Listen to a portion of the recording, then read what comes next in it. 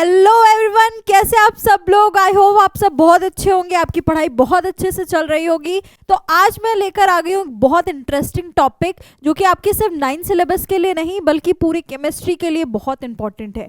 क्योंकि आपको पता है कि anything that occupies space and have some mass are called matter. मतलब हमारे चारों तरफ मैटर है, राइट।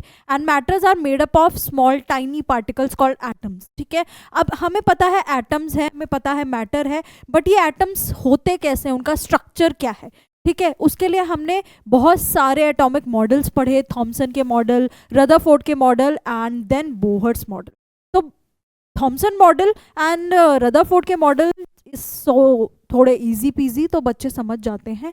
बट बोहर्स मॉडल में थोड़ा कंफ्यूजन रहता है, क्योंकि थोड़ा सा ट्विस्ट एंड टर्न्स हैं उसमें। बट डोंट वरी, मैं यहाँ पर आपके लिए लेकर आई हूँ बोहर्स एटॉमिक मॉडल्स। ठीक है, अब ऐसा नहीं है कि ये सिर्फ आपके 9 सिलेबस में है, ये 11th में भी it plays a very important role in chemistry part. और यहाँ से भर भर के क्वेश्चंस आते हैं, चाहे वो आपका 9th एग्जाम हो, जब आप हायर क्लास में जाओगे। If you are opting PCM और पीसीबी, ये टॉपिक आपको वहाँ पर भी मिलने वाला है। तो अगर आपका बेस अभी से क्लियर होगा तो वहाँ जाकर आप बहुत अच्छे से सारे क्वेश्चंस को कर पाओगे। तो चलो बिना किसी देर किए हुए हम वीडियो स्टार्ट करते हैं। और भी बहुत सारे जो इम्पोर्टेंट टॉपिक्स हैं, जो आपका बेस है केमिस्ट्री का, ऐसे टॉपिक्स मैं आपके लिए वीडियो में लेके आऊँगी, जो अभी अभी के लिए भी आपके लिए इम्पॉर्टेंट है और बाद के लिए भी इम्पॉर्टेंट है। ठीक है, उसके लिए आप चैनल को सब्सक्राइब कर लीजिए और अपने फ्रेंड्स और रिलेटिव्स को भी ये वीडियोस भेजिए, ताकि उन्हें भी हेल्प मिल सके। तो चलो स्टार्ट करते हैं। क्या? Bohr's model of an atom. अच्छा, जब रदरफोर्ड का मॉडल फेल हो गया, रदरफोर्ड ने क्या बोला बेटा?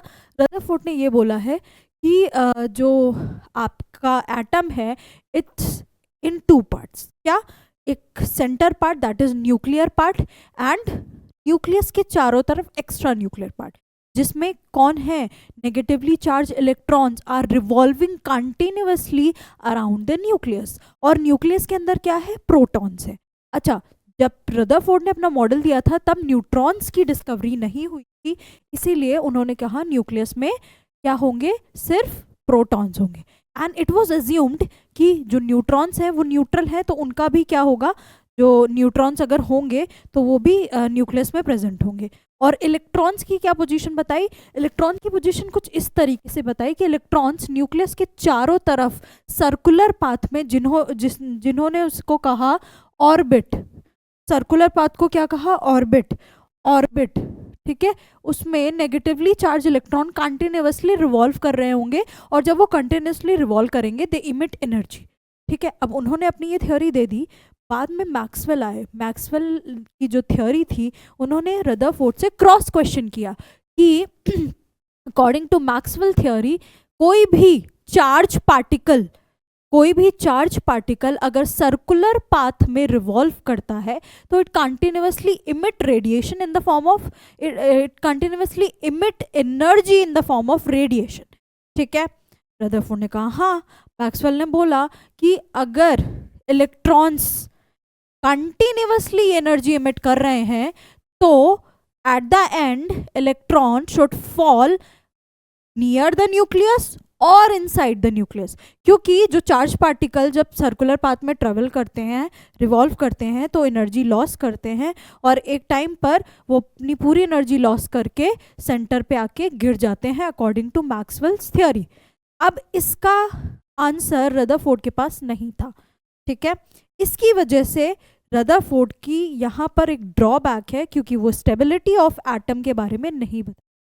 क्योंकि अगर इलेक्ट्रॉन कंटिन्यूअसली एनर्जी इमिट कर रहा होता तो इलेक्ट्रॉन न्यूक्लियस के अंदर या नियर बाय न्यूक्लियस गिर जाता, और इलेक्ट्रॉन न्यूक्लियस का पार्ट हो जाता और एटम कोलैप्स कर जाता। ठीक है, बट हमें पता है एटम्स जो है परफेक्टली स्टेबल है। ठीक है, तो इसका आंसर रदरफोर्ड के पास नहीं था। बाकी रदरफोर्ड का जो मॉडल था वो ऐसा नहीं है कि गलत था, वो भी सही था, बट ये कुछ कुछ पॉइंट्स ड्रॉबैक्स के थे। वो जब निकल के आए तो फिर हमारे एक साइंटिस्ट आए नील्स बोहर उन्होंने अपना एटॉमिक मॉडल दिया। उसमें जो जो कमियां रदरफोर्ड ने के मॉडल में थी उन्होंने उस पर काम किया। ठीक है, तो रदरफोर्ड का मॉडल पूरी तरीके से गलत नहीं था। जो उन्होंने न्यूक्लियस वाला पार्ट बताया था, जो उन्होंने इलेक्ट्रॉन वाला पार्ट बताया था, दैट वाज करेक्ट, बस उसमें कुछ चेंजेस थे। तो न्यूक्लियस जो बोहर्स का मॉडल था वो कुछ ऐसा ही था। सेंटर पे न्यूक्लियस में आपके प्रोटॉन्स हैं और सर्कुलर पाथ पे क्या है, सर्कुलर पाथ पे इलेक्ट्रॉन्स है। ठीक है, अब उन्होंने बोला कि ये जो सर्कुलर पाथ है, उन्होंने बोला जो ये सर्कुलर पाथ है उसको हम क्या कहते हैं, उन्होंने इसको बोला ये एनर्जी लेवल्स हैं। ये क्या है, एनर्जी लेवल्स है। और इन्होंने इस सारे शेल को नाम दिया। ठीक है, जैसे ये फर्स्ट सेल है तो इट इज कॉल्ड के ऑर्बिटल, ये सेकंड है दैट इज एल, ये थर्ड है दैट इज एम, एंड ये एन है that is 4 and so on. ठीक है, और उन्होंने इसको एनर्जी लेवल्स कहा, शेल्स और एनर्जी लेवल, शेल और एनर्जी लेवल। क्यों कहा ऐसा, क्यों कहा, क्योंकि उन्होंने बोला कि हर एक शेल की अपनी एक फिक्स्ड एनर्जी होती है। ठीक है, for example this is the first shell, तो the energy associated by it may be E1। ठीक है, इसकी जो एनर्जी होगी सेकेंड शेल की वो E2, एंड इसकी जो होगी E4 एंड देन E5। ठीक है, इस तरीके से एनर्जी है। और इलेक्ट्रॉन सपोज यहाँ पर एक इलेक्ट्रॉन प्रेजेंट है, यहाँ पर फर्स्ट शेल पे एक इलेक्ट्रॉन प्रेजेंट है, तो उसके पास अपनी एक फिक्स्ड एनर्जी होगी और वो एनर्जी लॉस या एब्जॉर्ब नहीं होगी। ठीक है, लॉस या एब्जॉर्ब कब होगी, अगर एनर्जी इलेक्ट्रॉन एनर्जी को एब्जॉर्ब कर लेगा तो वो हायर एनर्जी लेवल पे जंप कर जाएगा। तो इलेक्ट्रॉन्स जहां पे प्रेजेंट हैं उसे बोलते हैं ग्राउंड स्टेट। और अगर वो एनर्जी एब्जॉर्ब करके नेक्स्ट एनर्जी लेवल पे चला गया तो that is called excited state. ठीक है, और जब वो एक्साइटेड स्टेट पे चला जाएगा आफ्टर सम टाइम, जब वो वापस अपनी एनर्जी लेवल पे आएगा, अपने ग्राउंड स्टेट पे आएगा, तो it will emit energy in the form of radiation.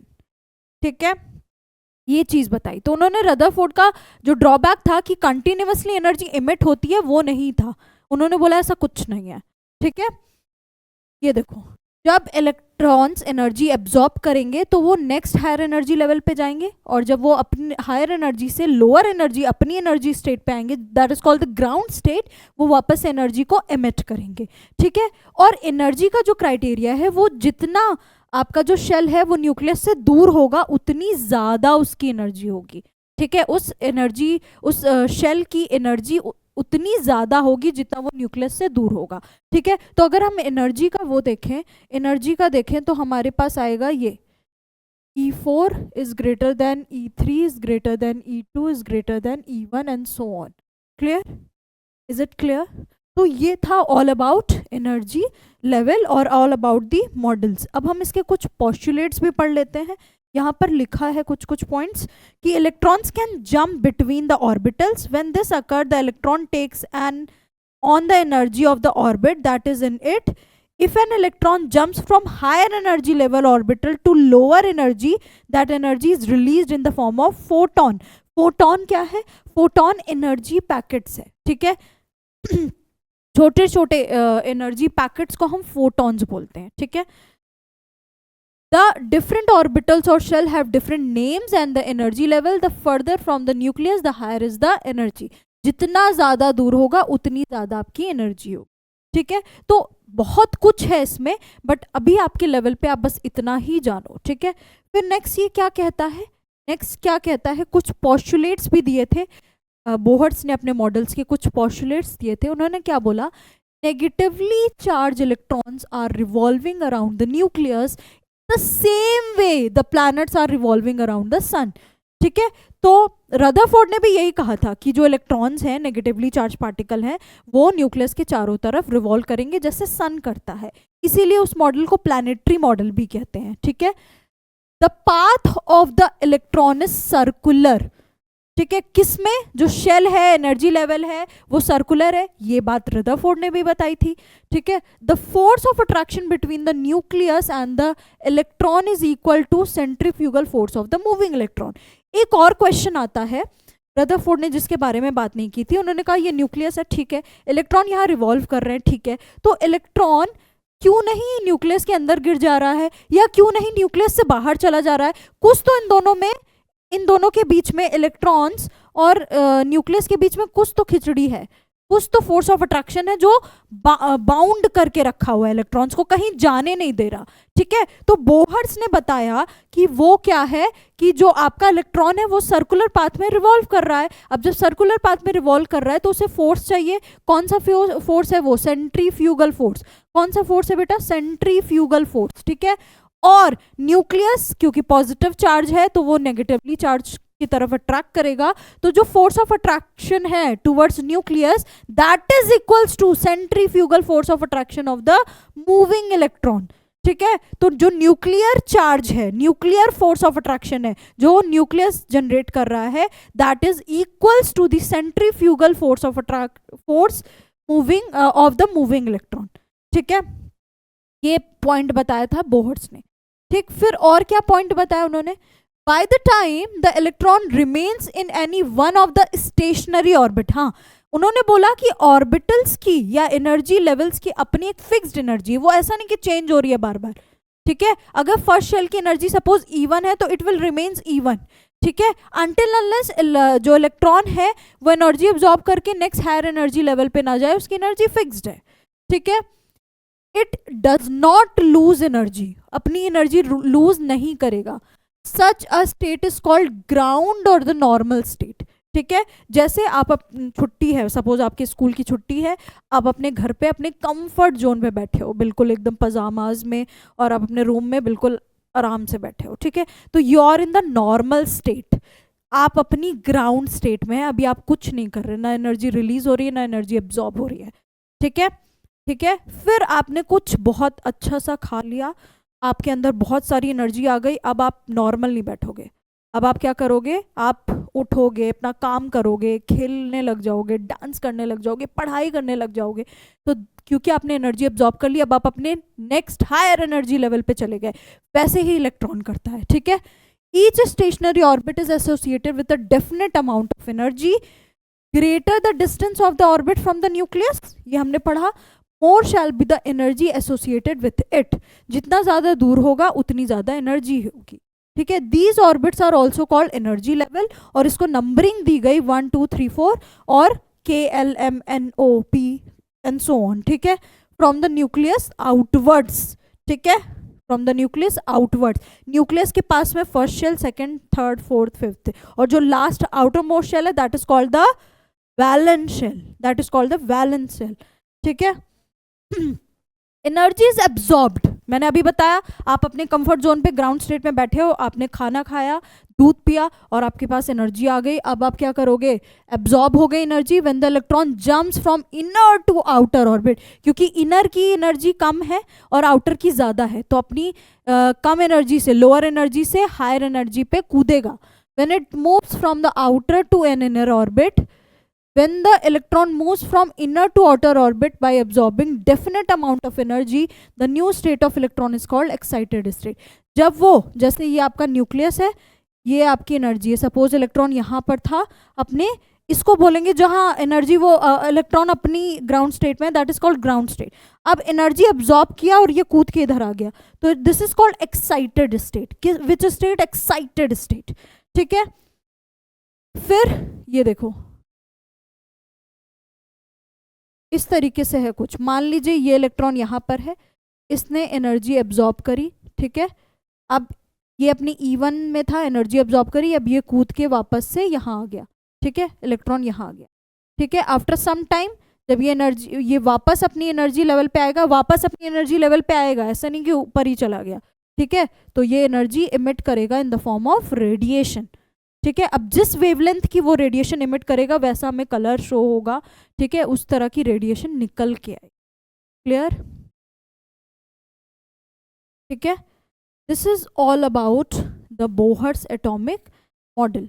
ठीक है, ये आपका मॉडल है, ये बोहर्स ने दिया था। ठीक है, इसमें बच्चे कंफ्यूज होते हैं, और ये मॉडल मैंने आपको बता दिया है। There are lot many thing to discuss about this model, बहुत कुछ और है, न्यूमेरिकल पार्ट आता है, थ्योरी पार्ट आता है, बट एट दिस लेवल आपको बस इतना जानना है, ठीक है।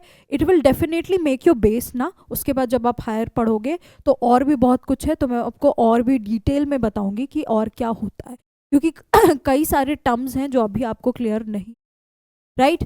तो I hope it is clear, है ना, सारा पॉइंट्स आपको क्लियर हो गया होगा। अच्छा, इस पे जो आपके सिलेबस के हिसाब से जो क्वेश्चन आएगा, चाहे वो आपके मिड टर्म हो चाहे आपके फाइनल एग्जाम्स हो, वो आएंगे। इसके मॉडल आपको स्ट्रक्चर बनाना होगा, along with you have to write the postulate, ठीक है। तो आता है write down about the Niels Bohr's model, या आपके लॉन्ग आंसर टाइप में आएगा, तो आपको पोस्टुलेट्स लिखना है and make sure you draw the structure of the atom also. कौन सा स्ट्रक्चर मैं आपको बता देती हूँ, ये वाले स्ट्रक्चर, ये वाला, ठीक है। तो रदरफोर्ड ने मैक्सवेल को भी जवाब दे दिया कि ऐसा नहीं है, कंटिन्यूसली एनर्जी निकलती रहती है, ठीक है। तो मैक्सवेल वाज सेटिस्फाइड कि ठीक है, हाँ ये सही कह रहे हैं, रदरफोर्ड इसके बारे में नहीं बता, फाइन, ठीक। सो आई होप ये आपको क्लियर हो गया होगा, ठीक है। और भी कई सारे इंपॉर्टेंट टॉपिक हैं, ठीक है, वो टॉपिक्स के अलग अलग वीडियो हम आपके लिए लेके आएंगे, but you for this you have to follow our channel, that is Shiksha Nation. Thank you so much everyone, I will meet you in next video. Okay, तब तक के लिए टेक केयर, बाय बाय।